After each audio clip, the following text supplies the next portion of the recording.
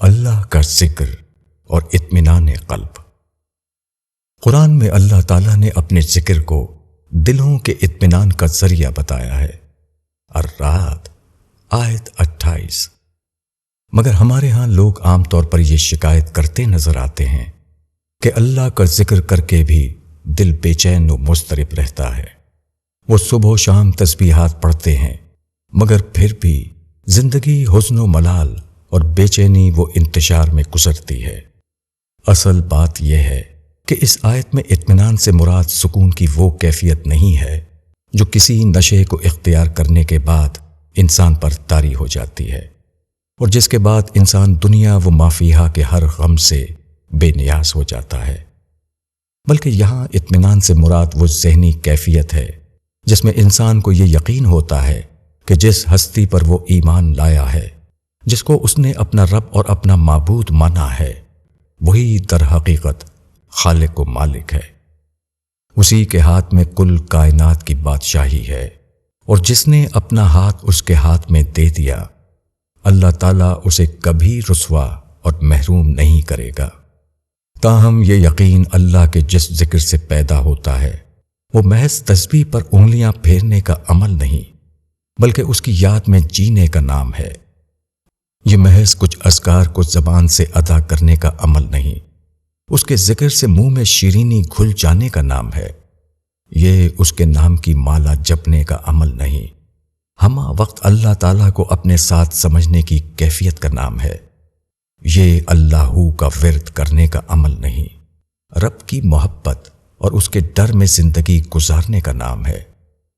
اس یاد کی بڑی خوبصورت تعبیر اگر فیض کے الفاظ مستعار لیں تو کچھ یوں ہے: رات یوں دل میں تیری بھولی ہوئی یاد آئی، جیسے ویرانے میں چپکے سے باہر آ جائے، جیسے صحراؤں میں ہولے سے چلے باد نسیم، جیسے بیمار کو بے وجہ قرار آ جائے۔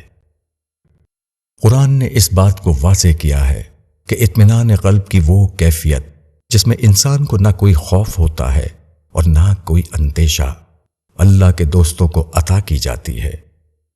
فرمایا، سن لو کہ اللہ کے دوستوں کے لیے کوئی خوف ہے اور نہ کوئی اندیشہ۔ یہ وہ لوگ ہیں جو ایمان لائے اور اللہ سے ڈرتے رہے، ان کے لیے خوشخبری ہے دنیا کی زندگی میں بھی اور آخرت میں بھی۔ اللہ کی باتوں میں کوئی تبدیلی نہیں ہو سکتی، یہی بڑی کامیابی ہے۔ سورہ یونس۔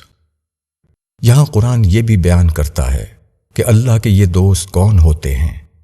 یہ کوئی بزرگ قسم کے لوگ نہیں بلکہ وہ سچے اہل ایمان ہیں جو اپنے ایمان کا ثبوت تقوی سے دیتے ہیں، یعنی رب کی یاد ان کا احاطہ اس طرح کر لیتی ہے کہ زندگی کے ہر کمزور لمحے میں وہ یہ سوچ کر گناہ سے بچتے ہیں کہ اللہ میرے ساتھ ہے اور مجھے دیکھ رہا ہے۔ یہی لوگ اللہ کے ولی اور اس کے دوست ہیں، اور جو اللہ کا دوست ہو وہ کیسے کسی خوف و حزن کا شکار ہو سکتا ہے۔ اس بات کو ایک مثال سے سمجھیں۔ کسی ملک کے صدر یا وزیر اعظم سے، جو ملک کا طاقتور ترین شخص ہوتا ہے، اگر کسی شخص کی براہ راست دوستی ہو جائے تو پھر اس ملک کا کوئی سرکاری محکمہ اسے تنگ نہیں کر سکتا، کہیں اس کا کام پھنس نہیں سکتا۔ جب ایک فانی انسان کا یہ حال ہے تو جن لوگوں کو اللہ تعالیٰ اپنا دوست قرار دے دے ان کے معاملات کا اندازہ کیا جا سکتا ہے۔ وہ ایمان و تقوی کے ساتھ زندگی گزارتے ہیں اور اللہ انہیں ہر خوف و حزن سے محفوظ رکھتا ہے۔ وہ اللہ کی یاد میں جیتے ہیں اور اللہ ان کے دلوں کو اطمینان سے بھر دیتا ہے۔ یہاں سوال یہ پیدا ہوتا ہے کہ اللہ کے نیک بندوں پر تکالیف بھی آتی ہیں بلکہ اکثر انہی پر آیا کرتی ہیں، تو پھر یہ لوگ کس طرح خوف و حزن سے محفوظ ہوئے؟ اس کا جواب یہ ہے کہ حزن و خوف دل کی ایک کیفیت کا نام ہے۔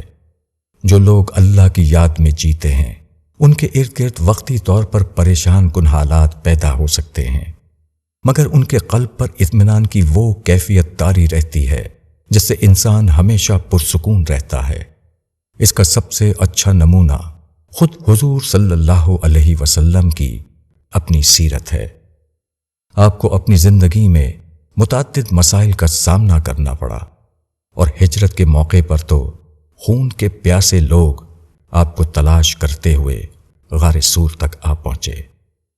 آپ کے ساتھ سوائے حضرت ابو بکر رضی تعالیٰ عنہ کے اور کوئی نہ تھا، مگر آپ اس موقع پر ذرہ برابر بھی خوفزدہ نہ ہوئے، بلکہ جب حضرت ابو بکر رضی تعالیٰ عنہ آپ کی طرف سے فکر مند ہوئے تو آپ نے ان کو اس طرح تسلی دی کہ اے ابو بکر، ان دو کے متعلق تمہارا کیا خیال ہے جن کا تیسرا رفیق خود اللہ ہے؟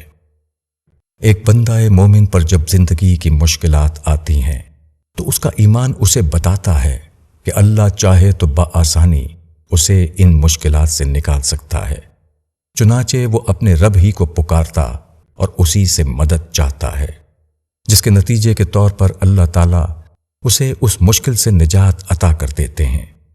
تاہم اسے یہ بھی یقین ہوتا ہے کہ یہ مشکلات اگر دور نہیں ہو رہی تب بھی جنت میں اس کے درجات بلند کرنے کا سبب بن رہی ہیں اور آخرت کے دکھوں سے اسے بچا رہی ہیں۔ چنانچہ مشکلات و تکالیف بھی اسے یہ اطمینان فراہم کرتی ہیں کہ اس کی تکلیف کا ہر ایک لمحہ جنت میں اس کی راحتوں میں اضافے کا سبب بنے گا۔ جو شخص اطمینان کی اس کیفیت میں جیتا ہو، اس کے سکون قلب کے کیا کہنے۔ یہ بالکل ایسا ہی ہے جیسے امتحان کی تیاری میں مصروف کوئی قابل طالب علم رات بھر جاگتا اور نیند کی راحت سے محروم رہتا ہے، مگر اسے یہ تکلیف اس لیے گوارا ہوتی ہے کہ وہ آنے والے دنوں میں اس کا بہترین نتیجہ دیکھے گا۔ یا کوئی کاروباری شخص اپنے کاروبار میں پیسے لگاتا ہے اور مشقت اٹھاتا ہے اس امید پر کہ آنے والے دنوں میں اسے بھرپور منافع ملے گا۔ یہ ایک حقیقت ہے کہ اللہ کی یاد میں بڑا سکون ہے، مگر اس شخص کے لیے جو ایمان و تقوی کی کیفیت میں جیتا ہو، نہ کہ اس شخص کے لیے جسے عام حالات میں اللہ یاد رہے نہ آخرت، بلکہ اس کی زندگی کا مقصود دنیا کی لذتیں ہوں۔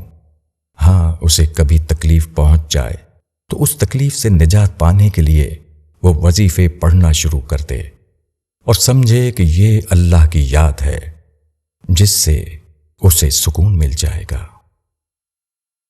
ابو یحییٰ